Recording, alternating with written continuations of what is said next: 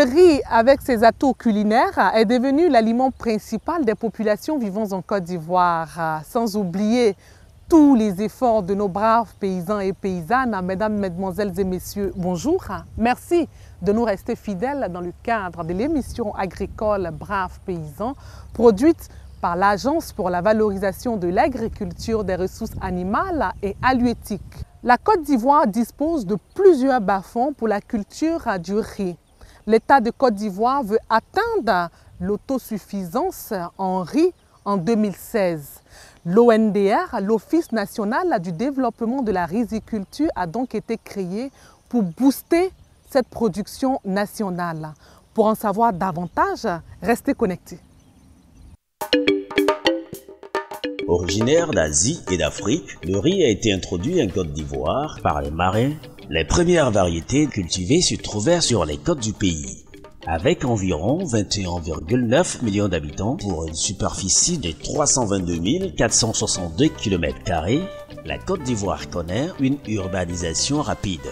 1,5 rural pour 1 urbain en 1995 et une prévision de plus d'urbains que de ruraux en 2015 avec un taux de pauvreté de 48,9%.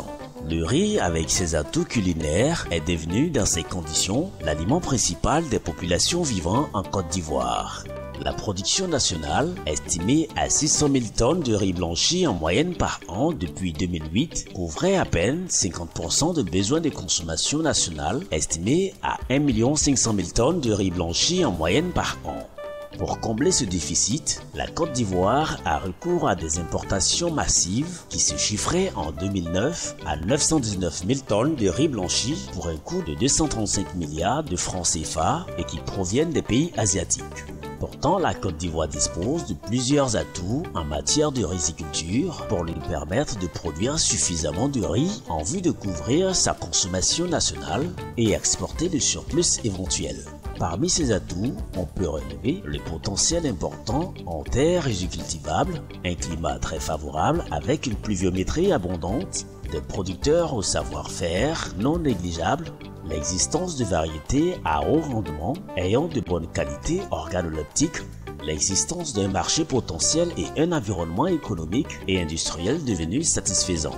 Malgré ces atouts, la Côte d'Ivoire est exposée à un risque d'insécurité alimentaire sur le riz à cause de sa trop forte dépendance à l'importation avec une production moyenne annuelle de riz blanchi d'environ 600 à 700 000 tonnes pour une consommation estimée à 1 317 704 tonnes en 2008. Lancée à l'orée de l'indépendance, la politique nationale de développement du riz implémentée par l'ex-Soderiz a permis à la Côte d'Ivoire d'être autosuffisante dans la production du riz dans les années 80. Cependant, la conjoncture économique mondiale et les 3 dernières décennies de crise politique ont entamé cette bonne dynamique de progrès rizicole. Devant donc ce constat peu réluisant pour l'économie, le gouvernement a décidé de soigner le mal à la racine. C'est dans cette optique que l'Office national de développement du riz, ONDR, a été créé en 2010 pour impulser la politique de développement de la production massive du riz en Côte d'Ivoire. La Côte d'Ivoire est composée de plusieurs zones de production de riz. Vous avez le riz irrigué, vous avez le riz pluvial, vous avez le riz inondé. Et tous ces systèmes culturaux de riz doivent permettre d'atteindre l'autosuffisance qui a été demandée par l'État ivoirien. Donc, sur la base du potentiel ivoirien, de la caractéristique de la riziculture en Côte d'Ivoire, nous avons mis en place une stratégie qui a un certain nombre de concepts, d'outils. Le premier, c'est l'organisation spatiale. Nous avons divisé la Côte d'Ivoire en 10 pôles de développement du riz. Et il y a un élément qui est très important pour nous. On veut atteindre l'autosuffisance. Et nous n'avons pas suffisamment d'argent pour la riziculture parce que la riziculture demande beaucoup d'argent. Nous avons évalué les coûts d'exploitation, c'est-à-dire la mise en place des intrants, c'est-à-dire semences, engrais, herbicides, l'achat du paddy, la transformation du paddy, la distribution du paddy. Tout ça, quand on a évalué le coût, on a environ 1200 milliards de francs CFA par an. Cet argent, on ne peut l'avoir ni auprès de l'État, parce que c'est des activités privées, ni auprès des banques, c'est des montants importants. On ne peut l'avoir qu'auprès de partenaires privés. C'est ainsi que notre dispositif de développement de la riziculture a fait une large place au secteur privé. C'est une des particularités, la place du secteur privé qui est prépondérante dans la filière riz. On ne demande pas à ces opérateurs privés de venir produire du riz, d'acheter la terre avec les producteurs et puis produire du riz. Non. On leur demande de venir nous appuyer financièrement à mettre en place les engrais, les herbicides, les semences, de nous appuyer financièrement à ce que le paddy soit acheté cash, de nous appuyer financièrement à transformer le paddy.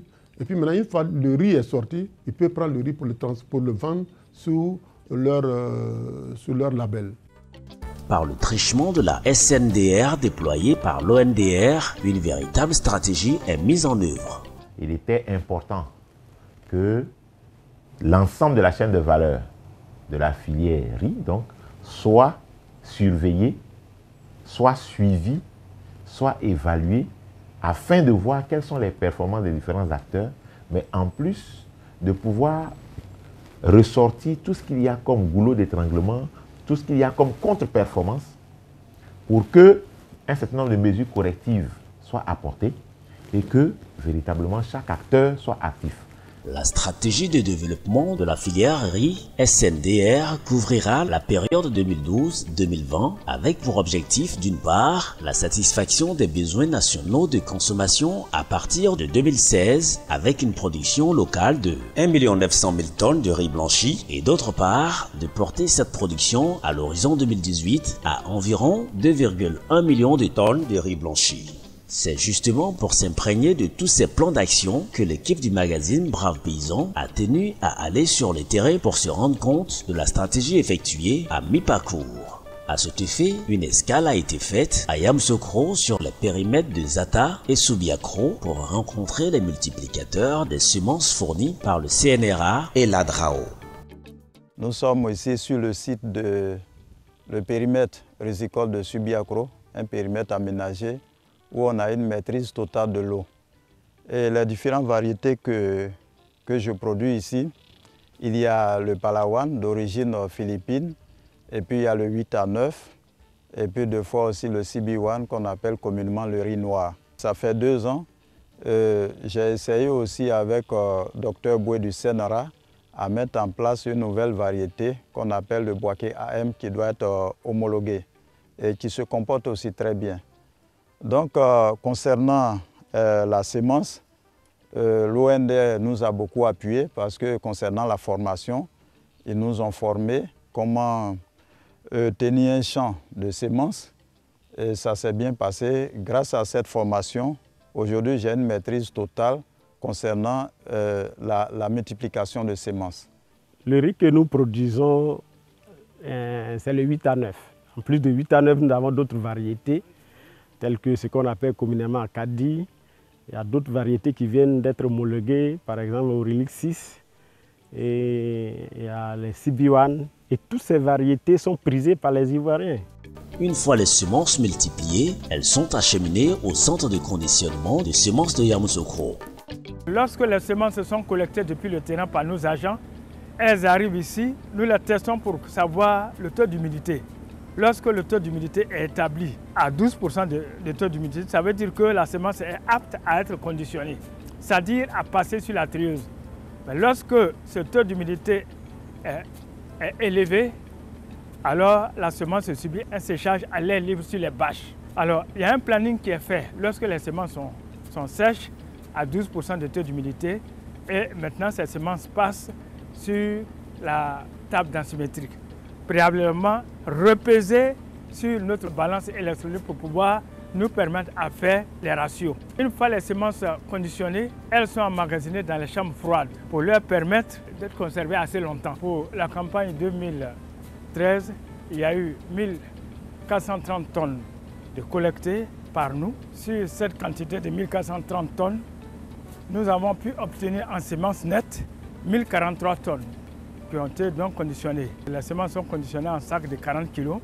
C'est 40 kg qui ont été ensuite redistribués aux paysans. La vision de la stratégie nationale de développement de la filière riz, SNDR en Côte d'Ivoire, est de satisfaire l'ensemble des besoins de consommation nationale en riz de bonne qualité et concurrentiel par rapport au riz importé, avec l'opportunité de constituer un stock de sécurité et d'exporter le surplus de production.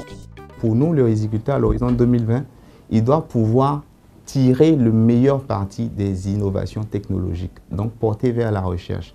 Mais la recherche dans l'objectif d'améliorer son processus de production, mais de satisfaire le besoin du marché.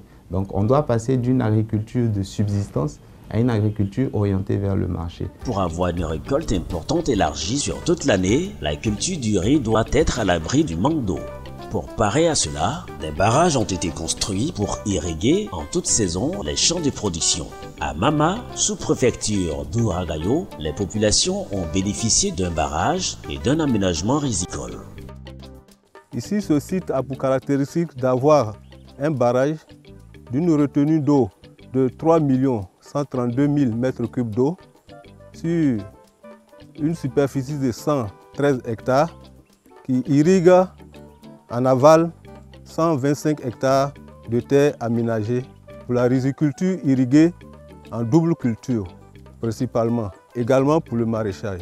Nos activités du projet s'inscrivent dans le cadre de la stratégie nationale de développement de la riziculture, notamment la SNDR. Dans ce cadre-là, nous apportons les appuis aux producteurs, notamment nous leur apportons le matériel agricole nécessaire à l'exploitation des périmètres. Nous avons les motoculteurs, les batteuses-vanneuses, les kits d'outillage, notamment des limes, des machettes, des dabas. Et ici, à terme, il est question pour nous, en vitesse de croisière, de produire 6 tonnes hectares par cycle. Ce type de périmètre, nous en avons réalisé dans le cadre du projet 4, dont celui sur lequel nous sommes. Sur ce site, nous encadrons 171 exploitants répartis comme suite, 50 femmes et 121 hommes. Ce site a une superficie de 110 hectares. Nous avons formé les exploitants sur l'itinéraire technique du riz irrigué. Les femmes et les jeunes nous disent toute leur gratitude à l'endroit de l'ONDR. On est en train de cultiver riz de bas-fond, 8 à 9. Et ça peut nous donner un site à 7 tonnes. Nous remercions beaucoup l'ONDR qui nous a permis avec sa stratégie de cultiver du riz irrigué sur ce site-là. Et donc nous les remercions beaucoup. Nous voulons qu'ils continuent de nous appuyer pour que le site soit bien aménagé et qu'on fasse encore plus de, c'est-à-dire 3 fois au moins dans l'année. Ce barrage a également suscité d'autres activités génératrices de revenus telles que la pêche. Cette eau, avant de devenir barrage, c'était d'abord une petite rivière où nous, on venait juste s'amuser, on nageait. Bon, après, il y a eu le projet de l'ONDR et aujourd'hui, c'est devenu une grande eau. Sans cette eau-là, vraiment, les sous, pour avoir les sous, c'était un peu dur. Mais avec cette eau aujourd'hui, avec ce barrage aujourd'hui, là, on arrive à s'en sortir un peu. Chef Goli Obou-Joseph, grâce à sa récolte abondante due au barrage, a pu bâtir une nouvelle maison qu'il nous présente avec fierté. Depuis les années passées, je ne gagnais rien. Je gagnais seulement pour manger. Mais depuis l'année dernière, quand j'ai récolté, j'ai eu plus. Ça m'a permis de construire. Grâce à l'ONDR que j'ai eu ce profit. Par la suite, M. Kone Nandignon nous éclaircit sur des points à la question de savoir combien d'hectares dispose la Côte d'Ivoire. Il nous répond en ces termes. En termes de potentiel de surface cultivable pour le riz en Côte d'Ivoire, le potentiel est très important. En dehors de ce qu'on appelle le riz de bas-fond, c'est-à-dire le riz qui est cultivé dans les zones, dans les plaines qui sont drainées par des cours d'eau, on a le riz de plateau qui est cultivé sur toute l'étendue du territoire. Et donc pour cette première catégorie, toutes les surfaces cultivables arables du pays peuvent servir de cadre de culture pour ce riz de plateau. Pour ce qui concerne les bas-fonds, aujourd'hui, depuis l'adoption de la SNDR en février 2012 jusqu'à aujourd'hui, les identifications qui ont été faites par les services de l'ONDR à ce jour s'élèvent à 165 000 hectares de bas-fonds et de grandes plaines qui peuvent servir pour la production de riz. Ce n'est pas la totalité des bas-fonds et des plaines qui ont été identifiés. L'activité d'identification continue pour compléter, pour arriver à un chiffre plus précis, plus exact, qui reflète plus la réalité. Dans cette dynamique, le chef d'œuvre d'architecture du barrage gonflable, bâti dans la ville de Mbayakro, nous est présenté par M. Kwadio Obo, chef de service organisation et production agricole du barrage. Alors, le principe de ce barrage, c'est de faire en sorte que l'eau dans son lit circule en toute tranquillité. Nous gonflons le barrage, en 30 minutes il est gonflé et nous avons suffisamment d'eau pour alimenter nos pompes et pour alimenter nos parcelles. Une fois l'irrigation terminée, le barrage se dégonfle et l'eau suit son cours normal. Ce barrage permet l'irrigation des 450 hectares avec 2 stations de pompage. Une station de pompage là où nous sommes maintenant, qu'on appelle la station de pompage 2, et il y a une station de pompage à 7 km d'ici, qu'on appelle la station de pompage 1. Mais pour que les stations de pompage marchent et que le barrage gonflable marche, c'est alimenté à l'électricité.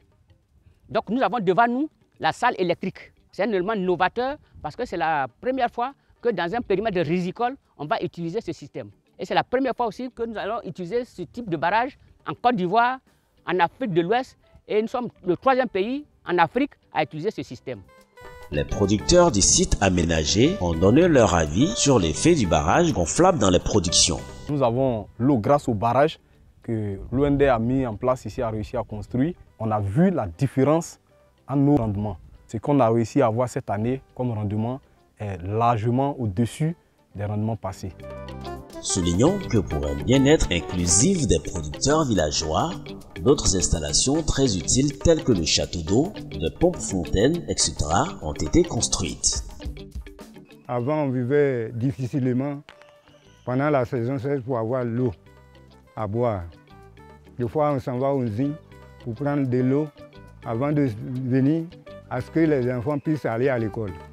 Et aujourd'hui, l'OND est venu, nous a aidés, on a eu le château.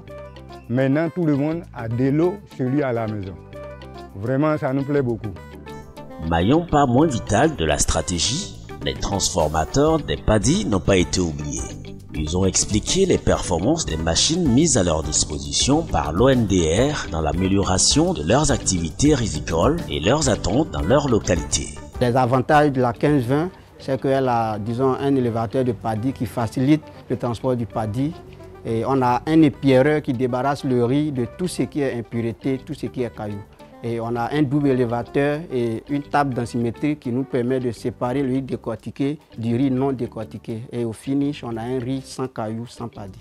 La demande que je lance, c'est-à-dire que effectivement, c'est d'augmenter quand même notre capacité de transformation vraiment qui est très importante.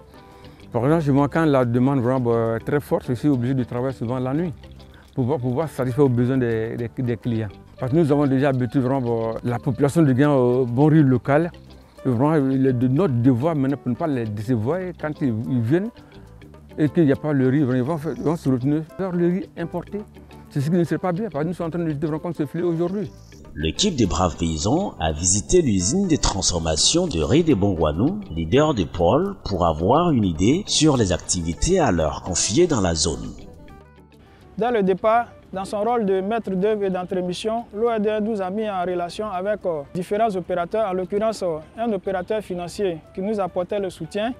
Nous avons aussi parcouru toute la zone pour fédérer tous les riziculteurs, les organiser en coopérative dans toute la zone du Moronou. Ils sont disposés et disponibles à nous produire tout le paddy nécessaire. Malheureusement, le soutien financier qui devait leur apporter la garantie d'achat au niveau de leur production nous fait défaut. L'opérateur financier qui devait nous soutenir dans le cadre du projet a été liquidé, ce qui nous a freiné dans notre élan. D'autres leaders de pôle expriment leur motivation quant à la SNDR. Comme vous le savez, la Côte d'Ivoire consomme des quantités très importantes de riz. Environ 1 600 000 tonnes par an, ce qui représente 63 kg de riz par habitant et par an. À l'horizon 2020, ce sont environ 2 600 000 tonnes de riz qui seraient consommées dans tout le pays. C'est un défi énorme. Ces qualités gustatives sont reconnues et appréciées par tous, donc le potentiel est déjà là. Notre moteur, c'est de répondre à la demande croissante en proposant du riz ivoirien de haute qualité. Le prix du riz ivoirien varie selon les différentes qualités. comment la SNDR garantit-elle un prix accessible du riz blanchi et une bonne qualité aux consommateurs? Le riz à l'importation est un riz qui est bonifié parce que vous avez très peu de brisures à l'intérieur. 5% de brisures, on appelle ça le haut de gamme. Nous avons fait une enquête en Côte d'Ivoire pour savoir effectivement quel type de riz l'Ivoirien mange. Est-ce que c'est le facteur brisure qui impacte sur son goût? Au soir de ça, on s'est rendu compte qu'en fait, ce n'est pas l'aspect brisure qui impacte fortement sur le goût de l'Ivoirien. Ce qu'il recherche, c'est un riz propre, c'est un riz frais, c'est un riz qui a un goût dans lequel il se retrouve, c'est un riz qui est parfumé naturellement. Or, le prix du riz, il est élevé parce que vous avez très peu de brisure à l'intérieur, donc les rendements à l'usinage. Là où vous mettez par exemple 100 kg de riz, vous voulez obtenir du riz à 5% de brisure, vous n'obtenez que 50 kg là-dedans, vous n'obtenez que 50% de rendement.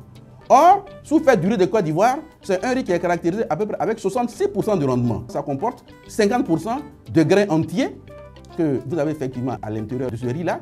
Et donc également là-dedans, vous avez les taux de brisure. Le taux de brisure correspond à peu près à 15% de brisure à l'intérieur. Donc ça vous donne déjà près de 65% de rendement. Là où le riz d'importation, lorsque vous le faites à 5% de taux de brisure, vous n'avez que entre 50 et 40% de brisure. Donc plus le rendement il est élevé, plus le prix il baisse. Le riz de Côte d'Ivoire, il va se normer par rapport à cette caractéristique-là. La pureté variétale, la propreté du riz, l'homogénéité, le goût, la fraîcheur. Le riz local ou riz ivoirien est beaucoup prisé sur le marché selon les dires de grossistes et détaillants. Les Ivoiriens s'intéressent beaucoup au riz local. C'est un riz qui n'a pas trop de répercussions de maladies sur l'organisme parce que dès qu'on le coupe au champ, il garde toute sa saveur, toutes ses qualités et puis bon, les gens le consomment rapidement. Donc il n'y a pas de problème là, en ce sens-là. Ça va et donc le riz se comporte très bien. C'est bon riz local, l'homme de Guinwa, il veut ça. Donc il veut ça, toujours il vient payer. Et puis les gens qui font aussi, ils ont qu'à aider aussi. Là, nous on gagné beaucoup et puis on vend. Les restauratrices et les consommateurs témoignent de tous de la bonne qualité et du parfum du riz local. C'est du riz local que je vends ici parce que les gens aiment très bien et c'est bien parfumé, il n'y a pas de cailloux dedans. Comme nourriture, j'aime beaucoup le riz local parce que c'est un riz qui est bien parfumé, bien propre et il n'y a pas de saleté. Vraiment, j'invite la population ivoirienne à consommer tous le riz local. Les impacts attendus de la SNDR 2012-2020 sont les suivants. La création d'emplois au niveau de tous les segments de la chaîne de valeur du riz, notamment la production, les services, transformations diverses, maintenance, etc. et la distribution. Ainsi, plus de 500 000 emplois directs et 2 millions d'emplois indirects seront créés en amont et en plus de 100 000 emplois directs et 400 000 emplois indirects en aval. En 2014, la Côte d'Ivoire a produit 1 343 000 tonnes de riz blanchi. Tous ont donc les yeux rivés et les oreilles attentives vers le Salon international de l'agriculture et des ressources animales, SARA, où ils espèrent promouvoir le label riz ivoirien.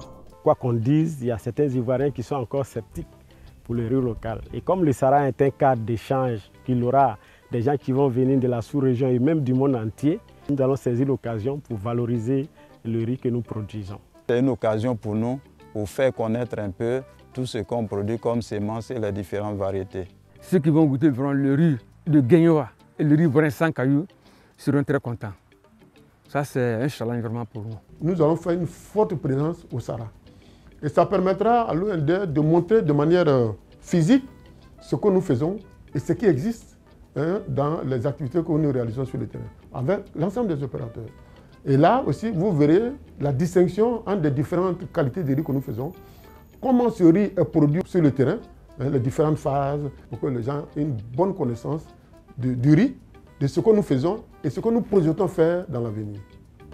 Espérons que les discours et les décisions porteront sur la poursuite de la politique de la production accentuée du riz et de sa consommation locale. L'ONDR garde toujours le cap. Le temps qui nous est imparti tire à sa fin. J'ai été heureuse d'être en votre compagnie. Vous l'avez compris au cours de ces 26 minutes, le riz pousse partout. Nous avons la possibilité d'exporter le riz à partir de la Côte d'Ivoire. Nous félicitons l'ONDR pour ses actions et nous demandons à l'État de Côte d'Ivoire d'appuyer davantage tous ces braves paysans qui interviennent dans le domaine de la riziculture en Côte d'Ivoire. Rendez-vous est donc pris dans 15 jours pour un nouveau numéro de votre émission agricole Braves Paysans. Pour vos avis et suggestions, vous pouvez nous contacter à l'adresse qui s'affiche au bas de votre petit écran. Vive l'agriculture, les ressources animales et halieutiques pour une Côte d'Ivoire effectivement émergente à l'horizon 2020. À très vite.